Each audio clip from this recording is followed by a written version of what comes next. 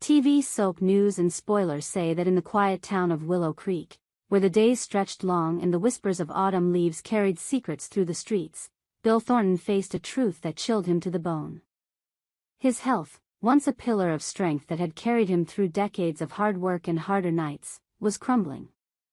The diagnosis of Bill Jr. disease, a rare, insidious condition named after a distant relative who had succumbed to its relentless grip, had returned with a vengeance. The doctors, with their sterile clipboards and sympathetic frowns, delivered the news like a guillotine. The relapse was aggressive, unpredictable, and likely terminal.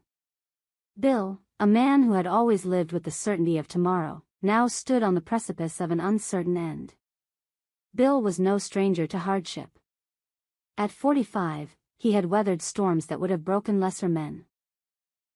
A carpenter by trade, his hands bore the scars of countless hours spent shaping wood into homes, each splinter a testament to a life built on resilience. But this was different. The disease was a thief, stealing his strength, his breath, and, most cruelly, his time. Every cough that rattled his chest, every wave of fatigue that pinned him to his worn armchair, was a reminder that the clock was ticking. And yet, in the midst of this personal apocalypse, Bill's thoughts were not of himself but of those he would leave behind, his wife, Haley, and their unborn child, a fragile promise of life yet to come. Bill sat at the kitchen table, the dim light of a single bulb casting long shadows across the room. The table, scarred from years of family dinners, was now littered with papers, medical bills, insurance forms, and a notepad filled with frantic scribbles. His hands trembled as he pored over the numbers, each digit a weight pressing against his chest. Life insurance.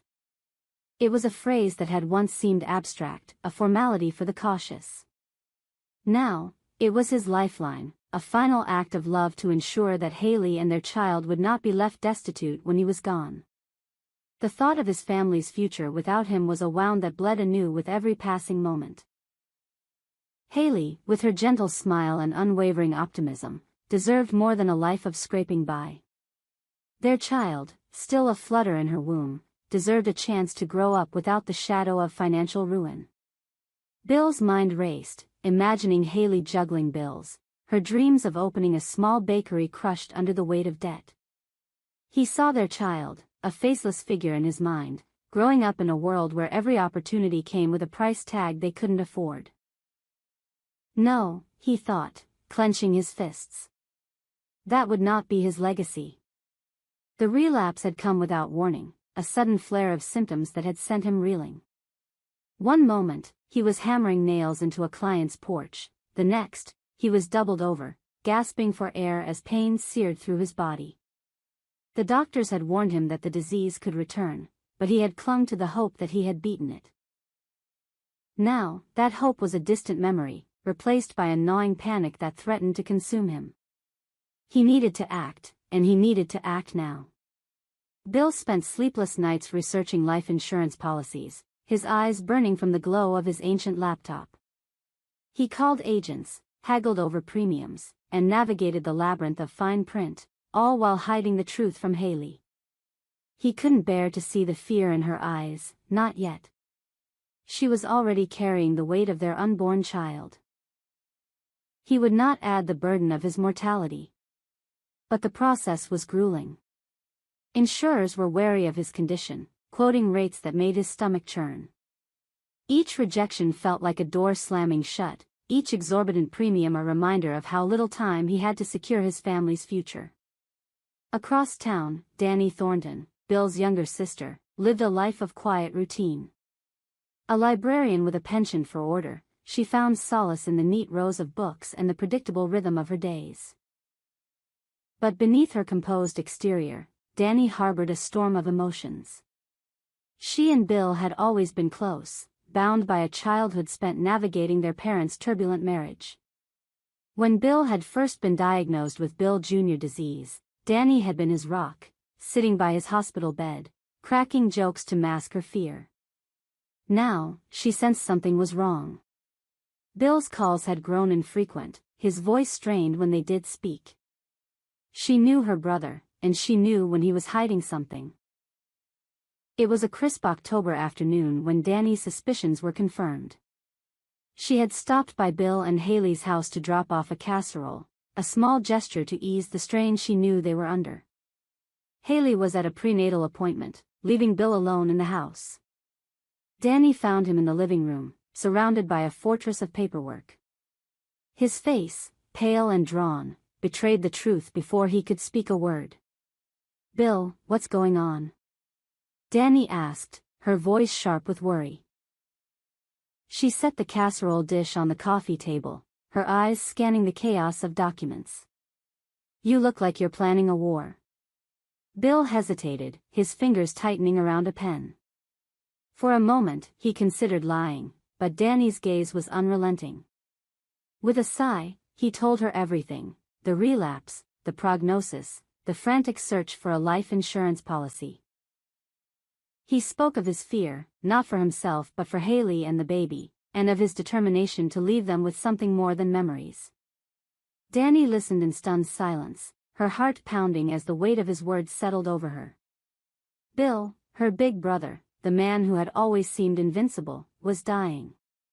The room seemed to close in around her, the air thick with the unspoken grief that hung between them. When he finished, she sat motionless, her hands clasped tightly in her lap, struggling to process the enormity of it all. Dany's first instinct was to help. She wanted to grab the phone, call every insurance company in the state, and demand they give Bill a policy. She wanted to march into the hospital and scream at the doctors to find a cure, to do something, anything, to save her brother.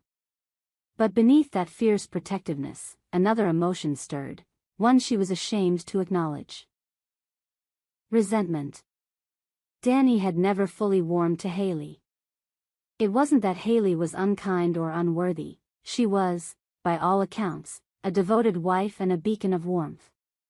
But Dany had always felt a subtle distance, a sense that Haley had claimed a piece of Bill that once belonged to her. As children, Dany and Bill had been inseparable, their bond forged in the fires of a chaotic home. Haley's arrival had shifted that dynamic, and though Dany had tried to embrace her sister-in-law, a small part of her couldn't help but feel like an outsider in her brother's life. Now, faced with Bill's mortality, that resentment flared. Why was Bill pouring every ounce of his dwindling energy into securing a future for Haley and a child who might never know him? What about her, Dany, who had stood by him through every trial? The thought was fleeting but sharp, a dagger of guilt that pierced her heart. She pushed it down, horrified by her own selfishness, but it lingered like a shadow. "Bill, are you sure this is the best way?" Dany asked, her voice trembling. "These insurance companies are vultures. They'll bleed you dry before they give you a dime. Maybe there's another way, savings, investments, something." Bill shook his head, his jaw set.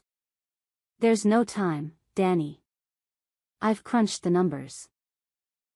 If I don't get this policy, Haley and the baby will be left with nothing. I can't let that happen." Dany wanted to argue, to tell him he was wrong, that he should focus on fighting the disease instead of planning for defeat. But the look in his eyes stopped her. It was a look of resolve, of a man who had made peace with his fate and was determined to do one last thing right. She swallowed her objections, nodding slowly. "I'll help you," she said finally, her voice barely above a whisper. "Whatever you need, I'm here." Over the next few weeks, Dany threw herself into Bill's mission. She spent hours on the phone with insurance agents, her librarian's knack for research proving invaluable as she navigated the maze of policies and premiums.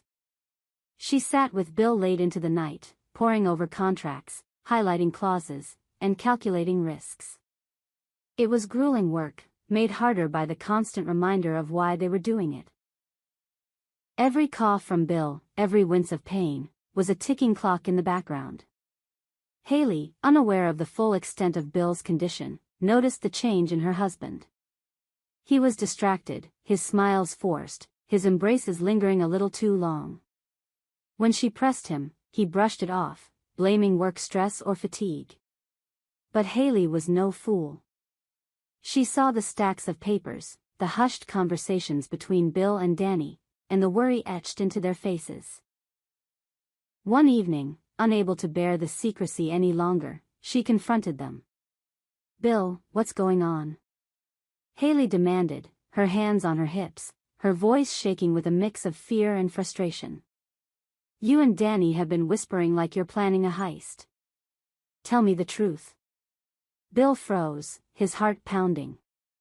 He had wanted to shield Haley from this, to give her a few more weeks of blissful ignorance. But the truth was a weight he could no longer carry alone. With Dany's silent encouragement, he told her everything: the relapse, the prognosis, the insurance policy. As the words spilled out, Haley's face crumpled, her hands flying to her mouth as tears streamed down her cheeks. "No," she whispered, shaking her head. "No, you're going to be fine. We'll find a way. We'll fight this together." Bill took her hands, his own trembling. "I'm trying, Haley. But if I don't make it, I need to know you and the baby will be okay. That's all that matters to me." Haley sobbed, collapsing into his arms, and Dany watched, her heart breaking for them both. For the first time, she saw Haley not as a rival but as a woman facing the same loss she was. The resentment that had simmered within her began to dissolve, replaced by a shared grief that bound them together. ## a race against time. The days turned into weeks, and Bill's condition worsened. The disease was relentless, sapping his strength and clouding his mind. Yet, he pressed on, driven by a love that refused to yield. Dany and Haley became his allies, a trio united by a singular purpose. They met with financial advisors, explored alternative funding options, and even considered selling their home to secure the funds for a policy. Every setback was a blow, but they refused to give up. One evening, as the first snow of winter dusted the ground, Bill received a call from an insurance agent. They had found a policy. A steep premium, but one that would provide for Haley and the baby. It was a small victory, but it felt like a miracle. Bill signed the papers with a trembling hand, his vision blurred by tears of relief and exhaustion.